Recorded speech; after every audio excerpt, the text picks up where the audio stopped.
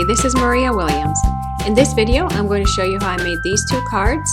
One of them is a little simpler than the other, using the Holly Berry Happiness stamp set and the diagonal stripe stamp. I've already prepared all the pieces that I'm going to need for my cards. This is what I'm going to need for the first simpler card. And these are the pieces that I'm going to need for the stepped up card. I'll have all the dimensions on my blog, so you don't have to listen to me call them all out now. So I will have a link in the video description that you can follow to get all the dimensions. I'm taking the two Whisper White panels for both cards and I'm prepping them with my embossing buddy, getting them ready for stamping with some Versamark ink. So I'm grabbing my Versamark ink and the sentiment stamp. I'm using, as I mentioned, the Holly Berry Happiness stamp set, and I'm using this particular sentiment that says Christmas Wishes from Across the Miles. I'm going to eyeball where the sentiment goes. I'm not going to use a stamp positioner of any kind, and I find it easier to see if my stamp is a little bit stained. So what I do with some of my new stamps is I grab a black ink pad and I ink up the stamp and then clean it really well, and the stamp is then stained, and it's a little bit easier to see when you hold it over your panel that you're stamping on. So now I'm taking the stamp and inking it up with Versamark, and you will see that when I stamp it the first time, there is a little bit of the black residue on the impression that I made, but I'm not worried about that because I'm going to add some gold embossing powder, and it's going to totally cover up that little bit of a shadow that the stamp left behind. Now that I have both sentiments stamped, I'm grabbing my gold embossing powder. I like to keep it in a large plastic container with a nice snug fitting lid. And I like it to be large because then I can do fairly large pieces of cardstock over it and it catches all the powder that runs off.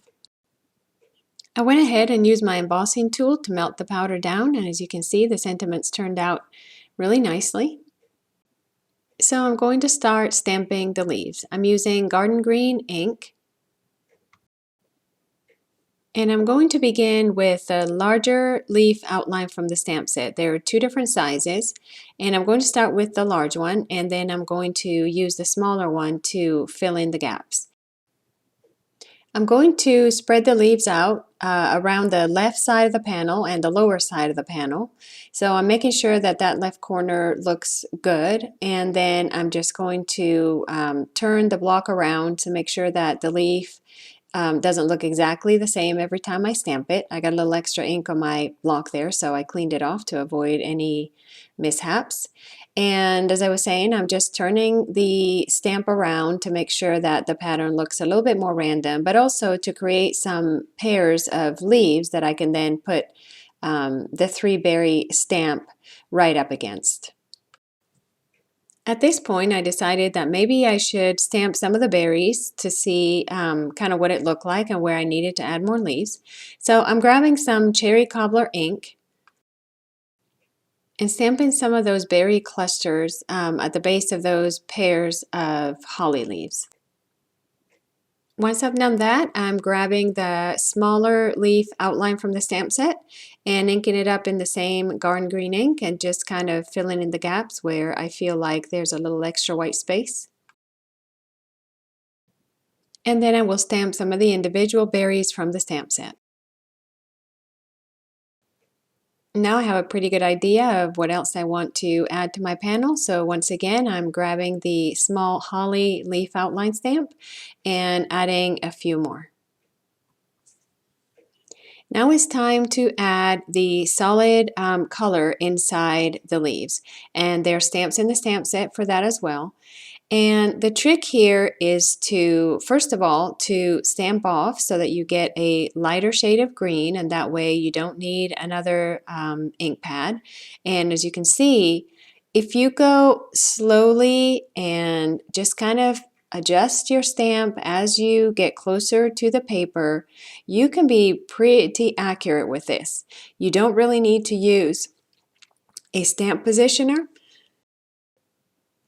You just need to make sure that your eyes are right over the image that you are stamping and just go slow. And like I said, you can always make little adjustments as you get near the paper.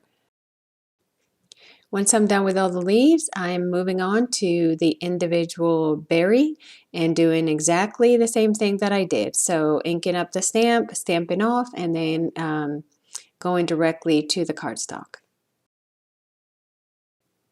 I repeat the exact same process with the little cluster of berries, and in a few minutes I am finished with the entire panel.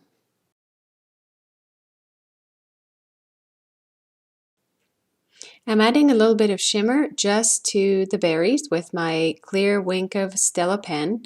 And the thing to remember here is that the Wink of Stella will pick up some of the red color. So if you decide that you are going to add Wink of Stella to the leaves as well, make sure that you clean the tip of the pen by just brushing it on a clean piece of paper before you move on to the next color. The last thing I'm going to add to the panel is a little bit of cherry cobbler baker's twine, and like I always do, I'm going to tie a knot first and then I'm going to tie the bow.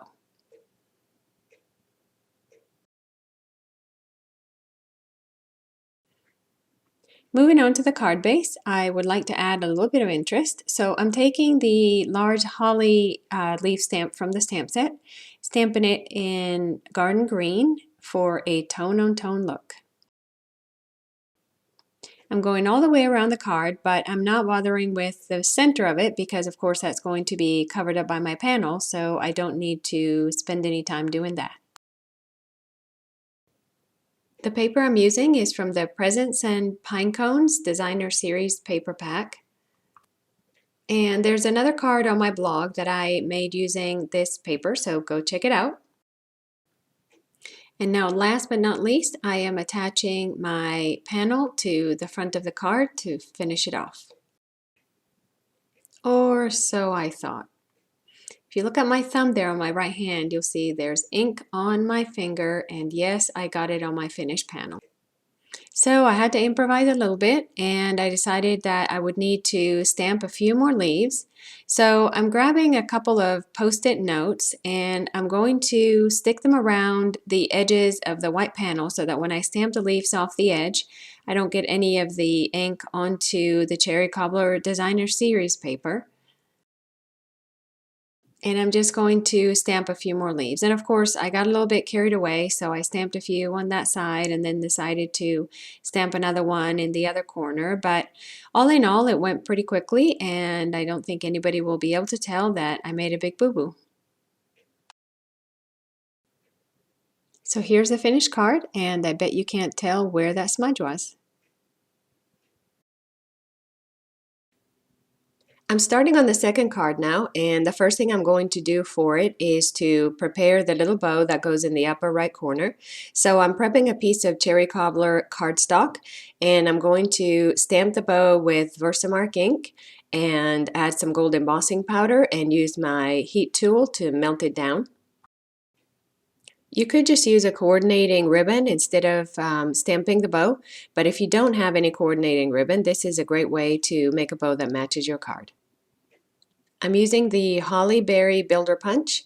This, as you can see, will cut the holly leaves and also the bow and the berries. So I'm just going to carefully line it up and punch it, and my bow is ready to go. I'm going to stamp the leaves and the berries the same way that I did for the last card, except that I'm using Versamark ink this time. So it's really hard to see on the video, but in real life, if you kind of tilt the paper and tilt your head a certain way so that the ink catches the light, you'll be able to see what you've stamped already. And you can always stamp a few leaves and then emboss those, and then come back and emboss the rest, or you can just do it all at one time. I've stamped all my leaves and berries all at once, and I'm adding my embossing powder, and I'm going to heat this up and move on to adding color. Now I want to show you a panel that I did that kind of got messed up and I didn't feel like I could fix it.